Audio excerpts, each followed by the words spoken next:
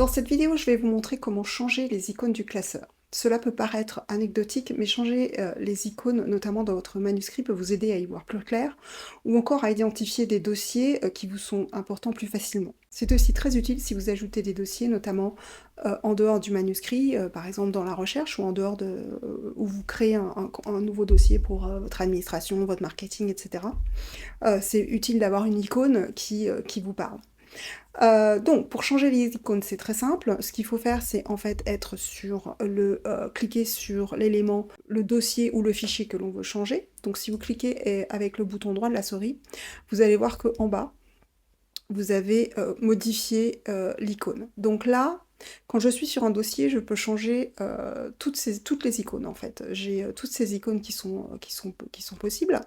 Alors moi les dossiers, j'ai pas tendance, notamment du manuscrit, à les changer, mais ce qui m'arrive souvent, c'est de changer la scène. Et donc quand je suis sur, quand j'ai quasiment fini un chapitre par exemple, j'aime bien mettre une icône différente, par exemple un drapeau bleu, ça me permet de savoir que cette scène est terminée. Je peux évidemment changer toutes les icônes, donc si je voulais, ou si par exemple je crée un nouveau dossier, donc si je crée un nouveau dossier, je vais faire un fichier, un nouveau dossier.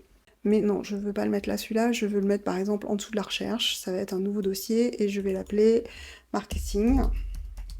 Et là, je vais changer, donc je vais me mettre sur le dossier, je vais cliquer modifier l'icône, et par exemple, je fais faire bulle de pensée. Voilà. Et donc comme ça, j'ai mon dossier marketing avec une icône, donc je sais que ce n'est pas la recherche, ce n'est pas les notes, c'est vraiment un autre dossier. Donc voilà pour cette courte vidéo qui vous montre comment changer les icônes dans Scrivener. C'était la dernière vidéo de la mini-formation. N'oubliez pas de télécharger les 2 PDF qui vous aideront à prendre en main Scrivener plus facilement.